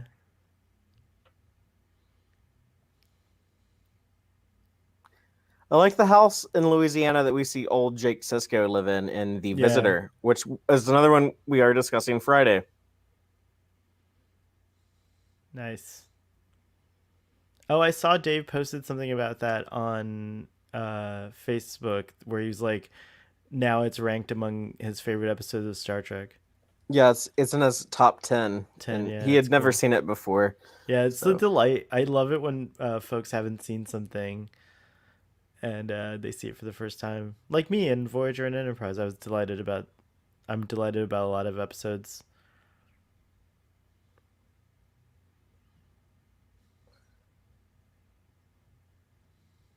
Snowden.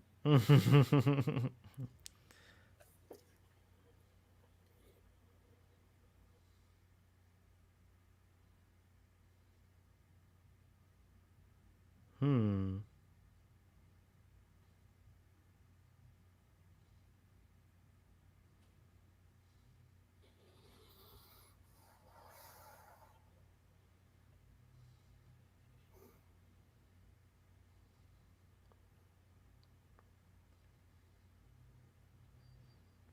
I think there's a lot of momentum still picking up, but it's starting. I feel like I hear it more and more where folks really want to have this show remastered. That's funny. I never hear anyone talk about that except for you and PJ. It's maybe it's just on my Twitter. I see Yeah, y'all it. are the only people that I ever see mention that or bring it up. Sean brings it up all the time. Okay. So does Robbie. And if you look, I I tweet never about hear it it. outside of that circle of people, And, though. and if you look, I tweet about it. There's a popular tweet that got a lot of attention. You At least a hundred you likes, don't I have think. to tweet about, like, it'll happen whenever, like, the technology is cheap enough. I The know, but if it can like be pushed a it's little, an inevitable thing that will only happen when it happens and won't happen before then. you still have to So push a little. I don't know. I guess I'm more patient. Like, it's not even a priority to me. Like, I'd love to have it, but it's not like the end of the world if I never live to see it. I rewatch Deep Space Nine all the time, anyways. I would be, over the moon if I did get to see that. But there's fan made versions of that now that look pretty good from what I've been told that you can go and download now. Yep. I did hear about that too. Jill says I hear about remaster of DS9 regularly, far Mm, and wide. Father, you're in a small circle. no, I don't know. I don't like talking about that because I feel like y'all never listen to me when I try to, like, give my insight into it. No, we I, do. I I do. just I listen to you. I just don't engage with that anymore. Whoa. It was a cool future shot of 24th century Paris. Yeah, that was cool.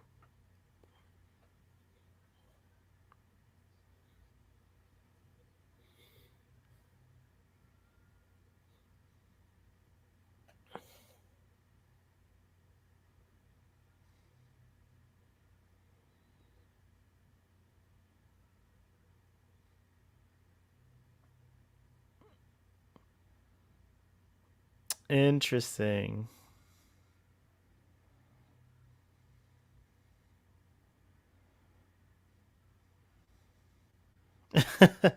He doesn't even try.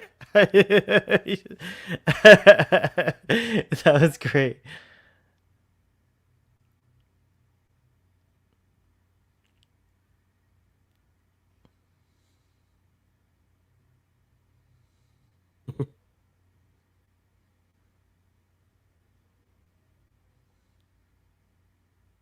Such a bad Merle.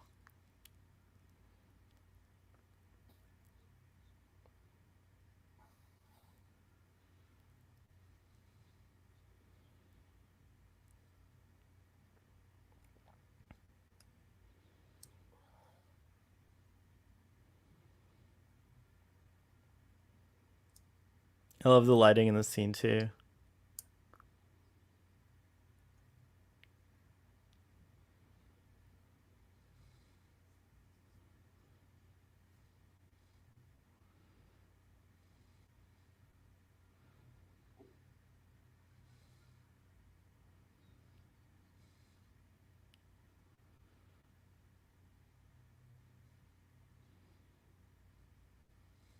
Mm.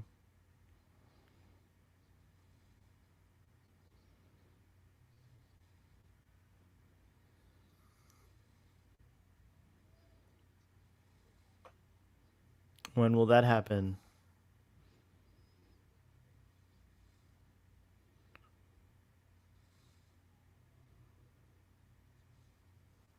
He's an insurrectionist. Mm-hmm.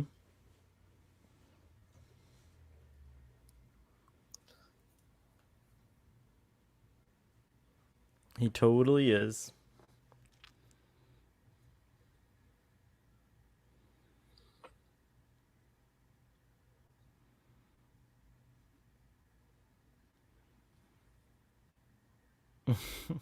What about a toilet? I always hate in like shows and movies how they show people like locked up and like there's no toilet. There is one. Isn't in In Star Trek Star Trek Five? 5, yeah, it was like in the wall. It's in the wall. I bet it's there. The same thing's going on here. Although you don't see any like panels.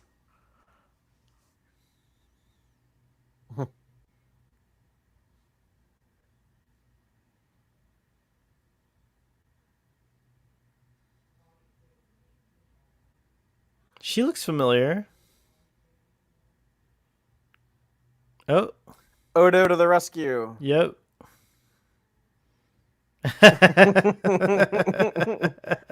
Odo's a formidable Opponent. threat. Yeah, like he's a physical danger. He can overcome most people Mm-hmm. with his shape shifting and strength.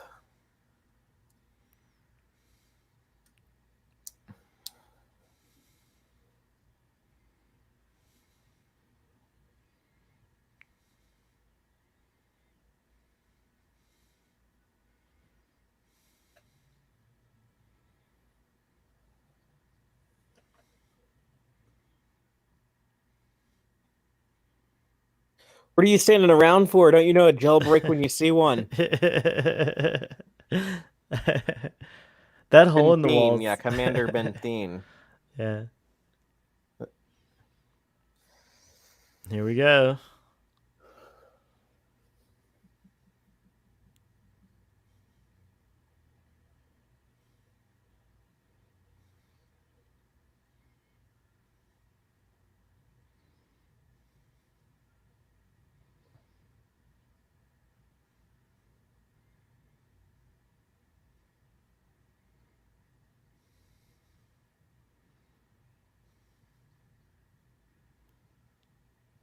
Yeah, so Susan Marie Gibney did play Leia Brahms and Commander Benteen. Yeah, okay. Jill says Mask of the Phantasm was really good. Yeah, I'm looking forward to rewatching that. It's gonna be moved to next week, Jill.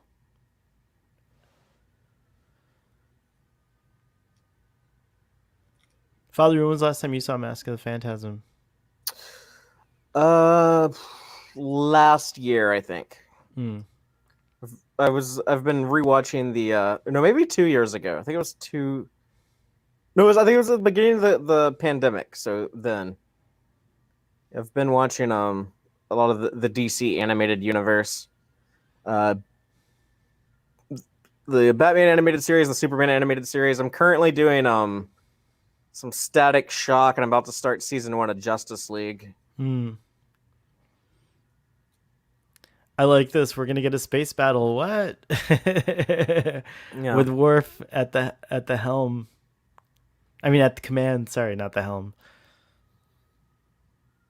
at the con. At the con.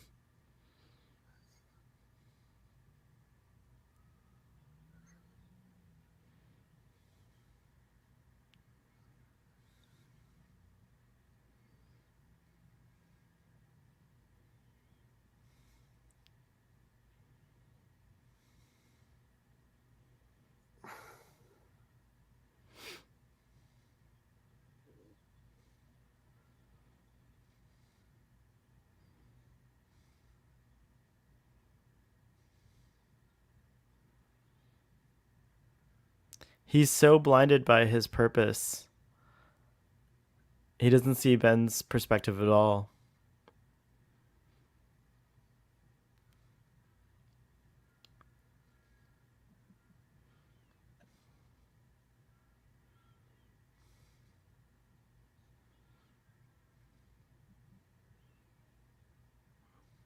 Hmm.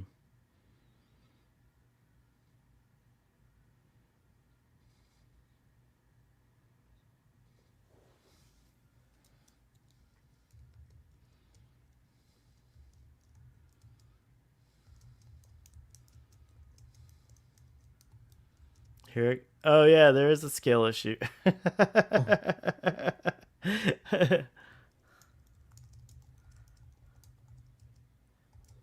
There's some other shots coming up that are a little questionable. Oh, it's a Enterprise B type It's Excelsior. an Excelsior class. What are they? They don't have a like a slash A or something for that the refit from the. Oh, those were the NXs. You're right. This is the final version. Duh, that makes sense. No, no, no. On TNG, there were like Excelsior class ones that didn't have those little wings on the side. It's a refit, I guess that means. There's just variants. Yeah, Like we see a couple different types of Miranda class. that's true. You're right. That's a good point.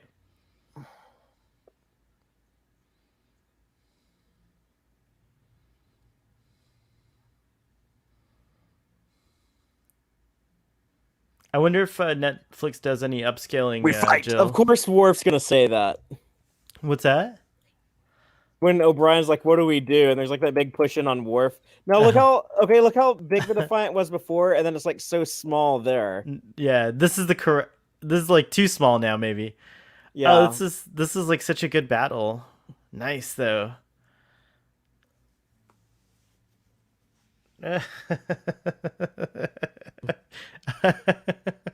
Calms the nerves. He drinks a little too much of that bully and tonic water, this admiral. He's very stoic.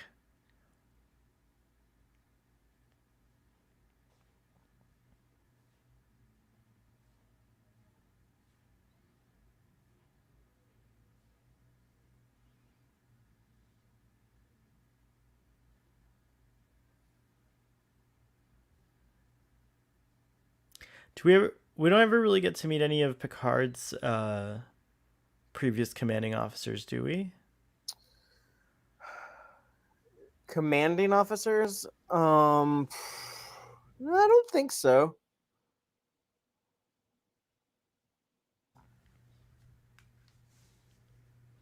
It would have been cool if like they added that relationship with Clancy to give her a little more um Oh yeah, like if he had like served. Well, under she's Clancy. younger than him, so Is she? She Oh, you're right. 100%. yeah. Never I mind. She don't think is. she's in her 90s. Yeah, you're right. Oh, I JL thought it would looks have been so cool good if. for a 90-year-old. Oh, I thought it would have been cool if they had like if they used Shelby for that admiral. Oh, interesting. That would have been great.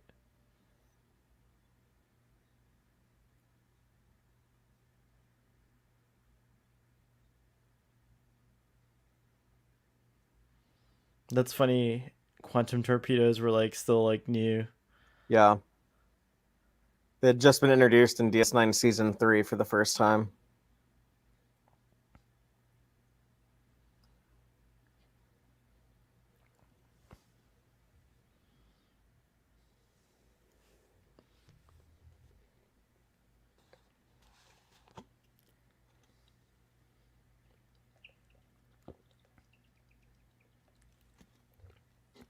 They did a great job of making Captain Benteen look different enough from Leah Brahms that you question if it's the same performer.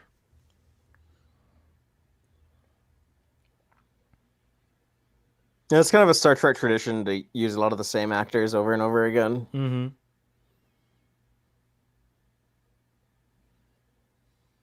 If Brian was here, he would say, "Oh, they must be cousins or something." He tries to excuse all of like the same actors being reused as like their like relatives. Like he says, I maybe like that. Admiral Cartwright was like a relative of the Cisco family. That's funny that he likes to do that.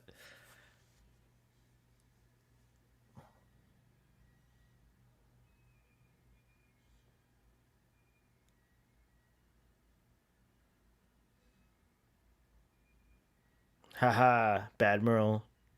You're foiled.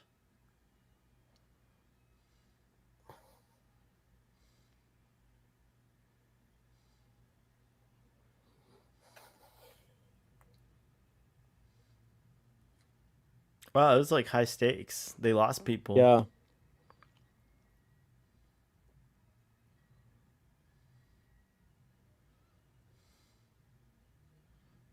Hmm.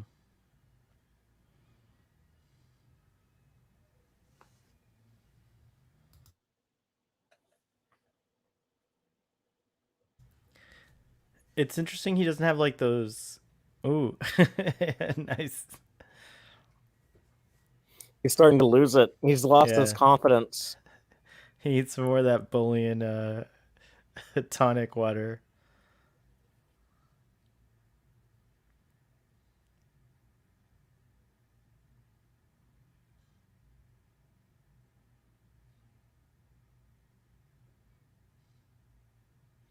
I keep thinking of dentine, which I think is like a dental glue for dentures. No, or is it a gum? It's a gum. Dentine might be a gum.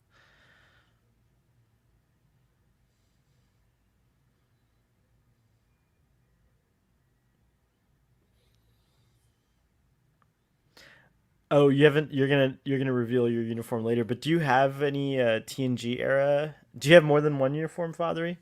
Yeah, Oh, cool. but I don't really like the next generation uniform, so I'll never wear one of those. But like a DS9 Voyager one, you would. Yes, yeah. Cool. Yeah, I would wear that. I would wear like the TNG movie with like the black and gray first contact With the uniform. quilted, For yeah. some reason my picture froze. It's like frozen on Admiral Layton. Oh, weird. But you still hear it? Like it's Yeah, I still. still hear it. That's weird. If you minimize and then That's what re-engage I'm your gonna window, it might do. fix it.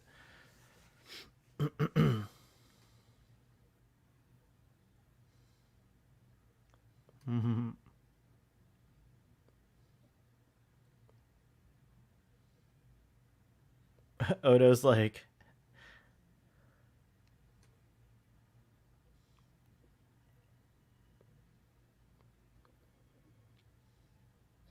Yeah, I'll also have to rewatch this last 4 minutes. oh, it's still frozen, but you can still hear it. Yeah, I can hear like the conversation between the Cisco boys. Well, they're having a nice send off here. Hey, PJ, DS9 on Craven Canada looks awful.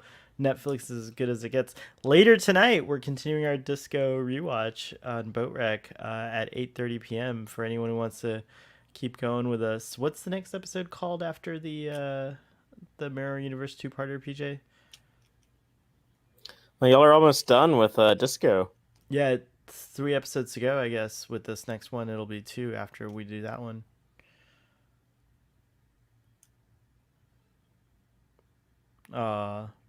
Take care of yourselves.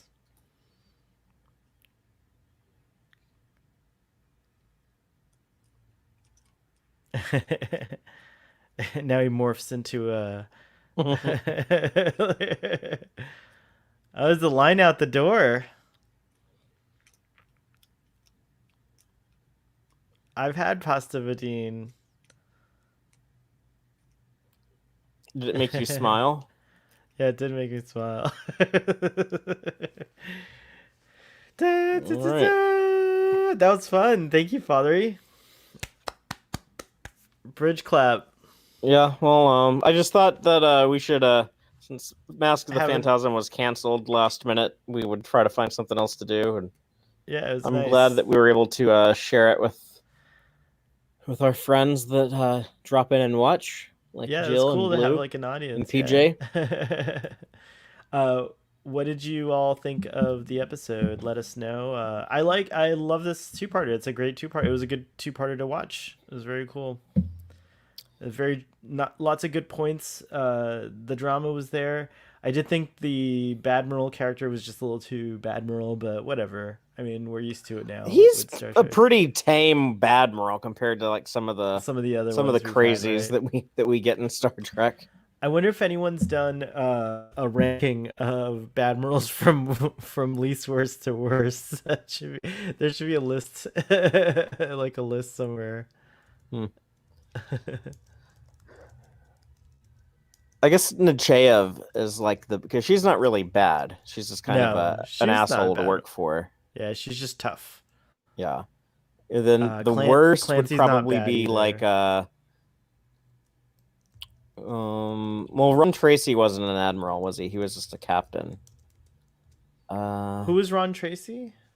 From the Omega Glory, Oh yeah, yeah, yeah, yeah. Okay, that's right. the Kongs and the Yangs and um yeah, I have to think about it. Yeah, I'm Well, gonna maybe Commodore O. Maybe Commodore O is the worst of Yep. admiral.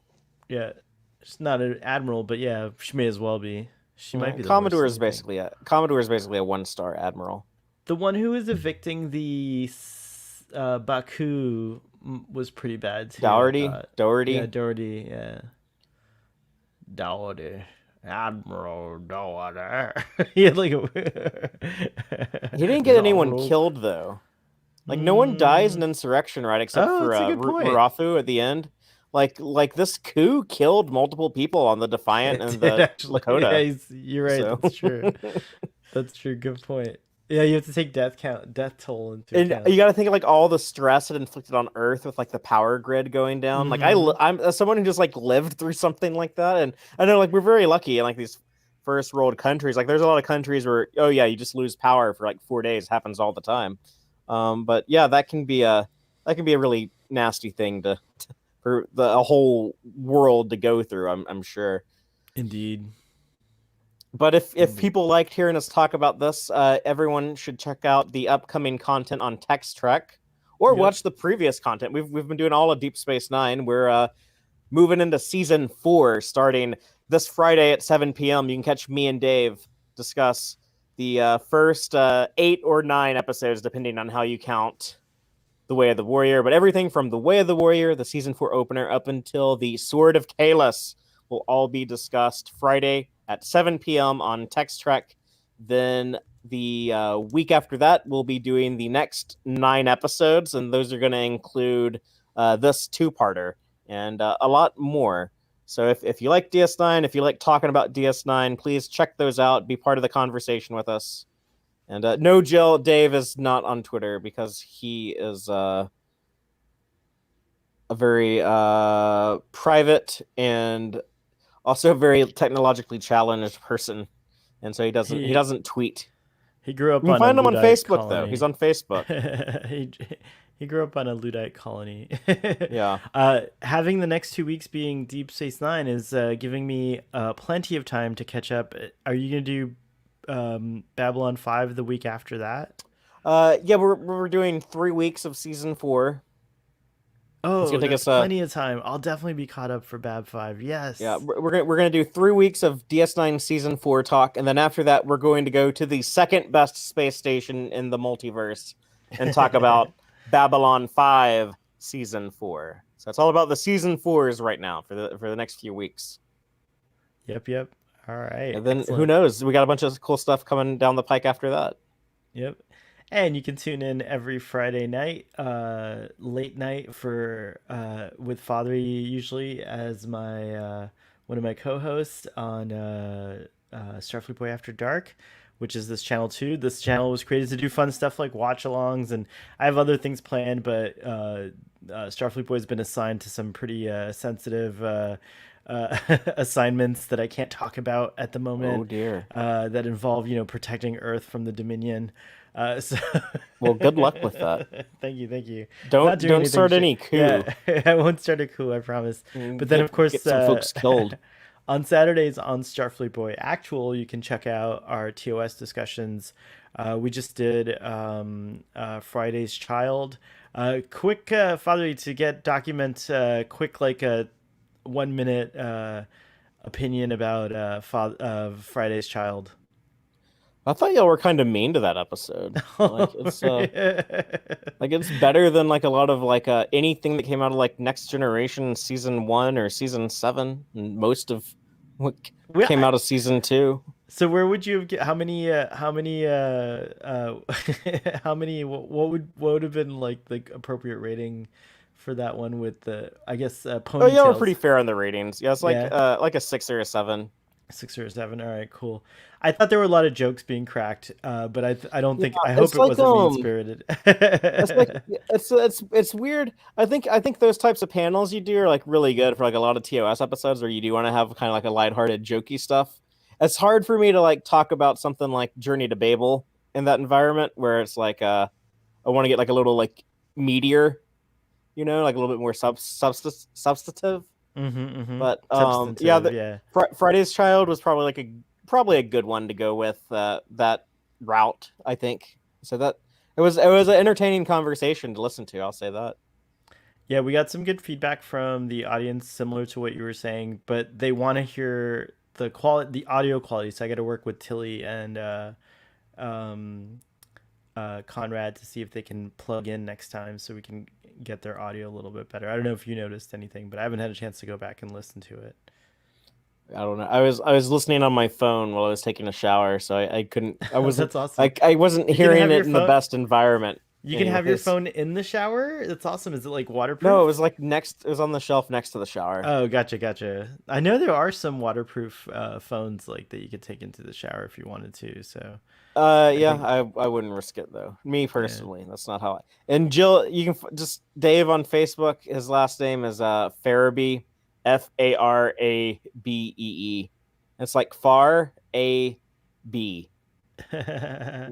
Very similar to Awesome. Fatheree, actually. It's Fatheree and Farabee. It's a little Father weird, in but Fairview. It sounds like a store. well, he does manage a store, so So there you go. and he All he does right. post about Star Trek on occasion, but a bunch Yeah. of other stuff He had too. a couple he had a nice one today. Yeah, he's Um he's been doing some Star Trek posting lately, as a matter of fact. mhm. So if you ever wanted to see what Star Trek characters would look like as Disney Pixar people, Oh yeah, that was cool. follow The follow Voyager Dave on one. Facebook. For quality content like that, exactly. All right, Father. Well, thank you so much. I hope you got some good notes Sure. Yeah. from this episode for Thanks. your discussion. Thanks And for doing this with me, and it was a lot of fun. Thank you, everyone who joined us. yeah, we'll try to do some more random stuff like this. All right, live long and prosper, everybody. Thank you, and have a great